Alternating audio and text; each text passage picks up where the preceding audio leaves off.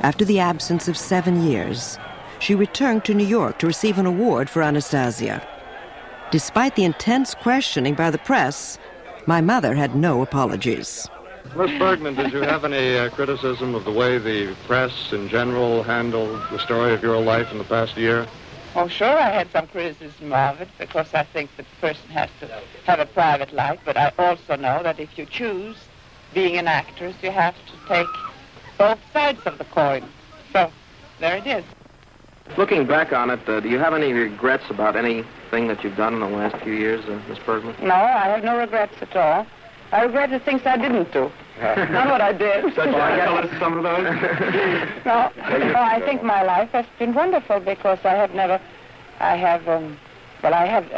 what I felt like. I was given courage, and I was given a sense of adventure, and that has carried me along. And then also with a sense of humor and a little bit of common sense, it has been a very rich life. My mother asked me not to visit her in New York, but suggested that I fly to Paris the following summer.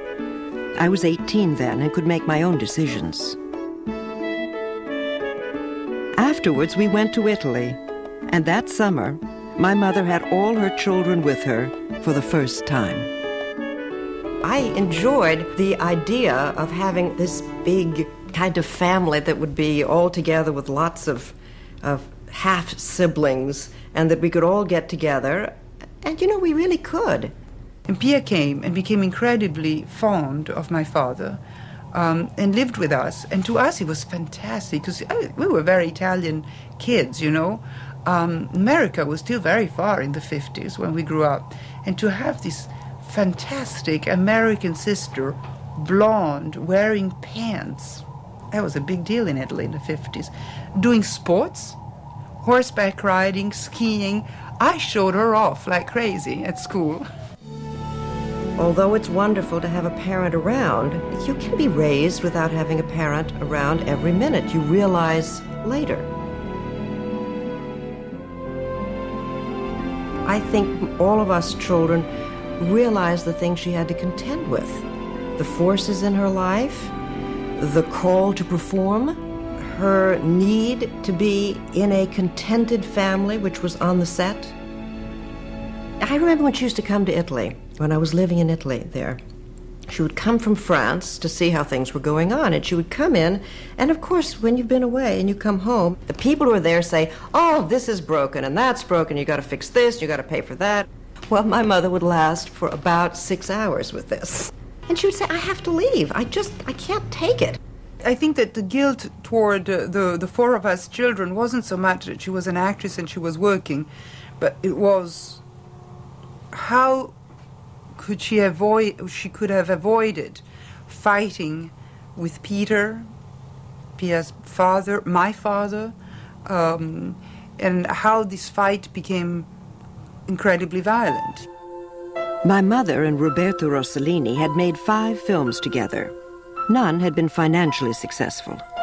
After 7 years and the birth of 3 children, their marriage had come to an end, when Roberto fell in love with another woman, and she had his child.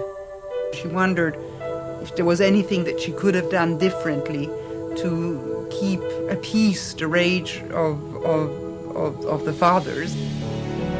In Paris, my mother's agent, Kay Brown, introduced her to a fellow Swede, Lars Schmidt, a theatrical producer. He was to be her 3rd husband.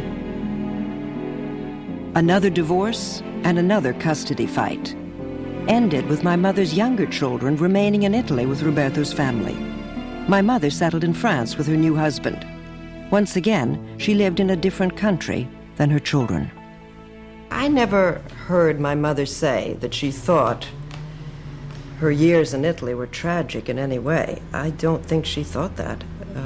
It certainly might seem that way if people were just looking at her career and saying, well, what happened to the career?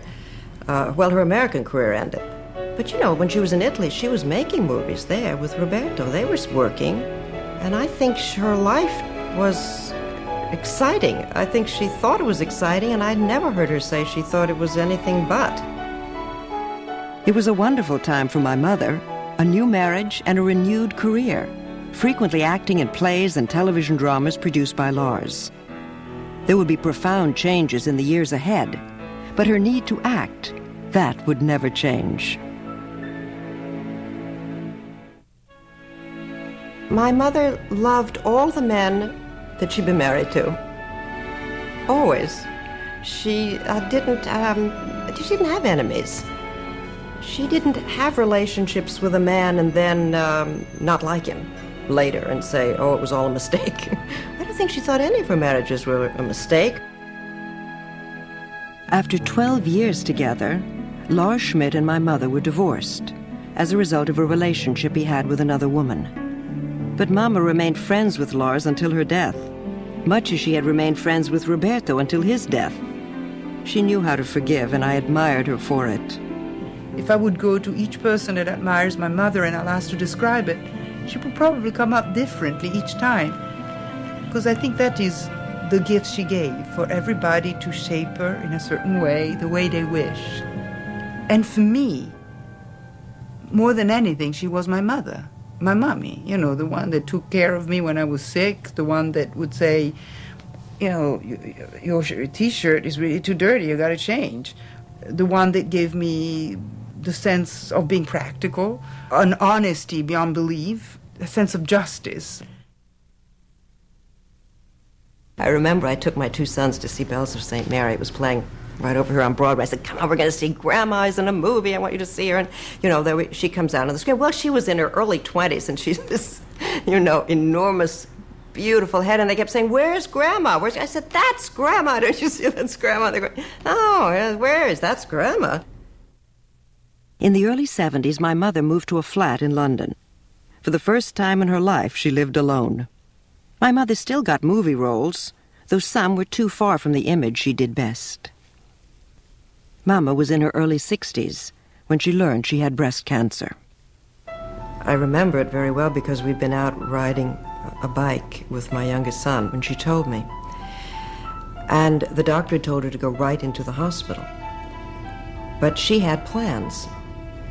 So she didn't do that. She went on with her plans because she had that, you know, she heard her voices that told her what to do, and she did pretty well what she wanted to do. She finally went to a doctor in England, and they performed the surgery there, her first surgery. We all went to see her in Paris after the surgery, my half-brothers and sisters, and we stayed with her for a while, and she was in really wonderful humor. She didn't tell a lot of people.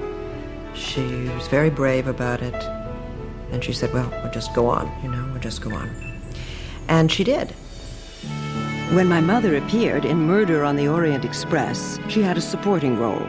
And she did it with a funny, slightly kooky manner that people adored. She dared to look old and drab, and she won another Oscar for it, placing her in that august category of 3-time Oscar winners. Yes, my mother did not feel sorry for herself. It's as simple as that. Self-pity was not one of her characteristics. Right to the end. You could call that courage, and I guess it is. It is a kind of courage. No, I don't think she ever perceived herself as a victim. I think that sometimes people saw her as a victim, and I've seen her as a victim, because I have seen in her, my mother's eyes, great pain, great anxiety. I've seen it mostly about her disease, but also when she talked about Hollywood and the way she was chased away, her inability to see Pia. It was not in her vocabulary to say, poor me. Why did this happen to me? She just never said things like that. She just went on. This train keeps going. When the Swedish director Ingrid Bergman and my mother, when they made Autumn Sonata together, the two of them put together their family histories, so to speak. And they made a story about a woman who has a talent, a great talent. And the crisis in this woman's life is whether or not to use her art, fulfill her God-given gift, or stay home and take care of her child. They met, and the first thing she started to tell him how she didn't like the script, she didn't understand the character, this could never happen, and he was like stunned. I mean, he's the maestro, you know. But that was very much my mother. You know, I've read the Mommy Dearest books and the books about children who have had many complaints about their parents' behavior. Now, I don't think you're going to see one of those books from any of my mother's children. And she wasn't there all the time. So you might say, well, there would be a book in that. But nobody is going to. None of her children are going to. And you know why? Because we all loved her. She was fun. She had a good heart. She had a capacity that was very endearing. You know, but it's the iron underneath that. I mean, you wanted to help her and then she'd be stubborn. But that's all right. That was her character. And I think her children accepted that that's the kind of person she was. A few years later, Mama had a second mastectomy. In addition, her arm became immensely swollen, which can sometimes happen with the removal of lymph nodes. So she wore her arm in a sling and called it jokingly, my dog she had to carry. Once she knew she had cancer, I think she decided pretty much on her own how much chemotherapy she was going to take, how much she was going to go forward with medicine that were going to debilitate her. And she was, in her shy, simple way, she was very determined. And I've always respected her for it. And when she was asked to do Golda, I remember she laughed and she said, how can a big, tall Protestant Swede can play a small Jewish prime minister? And then Golda died of the same disease of mother, breast cancer. Her performance, Ingrid received an Emmy Award. It was given posthumously. I know that she would be very proud of this award tonight because of what it meant to her to film it. And I'm very grateful to be here to be able to thank each and every one of you for this final tribute to my mother. She will live in my heart forever. Thank you. I don't think that the life she had was one that she would have said, this is my plan for my life. I don't think it was. I think she, had regrets. But her life began and ended on film.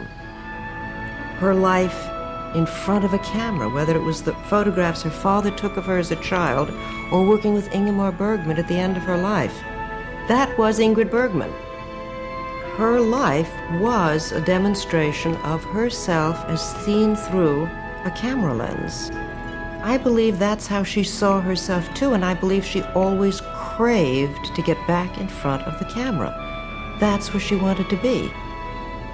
So if you say, did she get what she wanted in life? Absolutely, that she got. Ingrid Bergman's life ended on her 67th birthday, August 29th, 1982. She lives on in her children's memory and forever on celluloid, where it all began.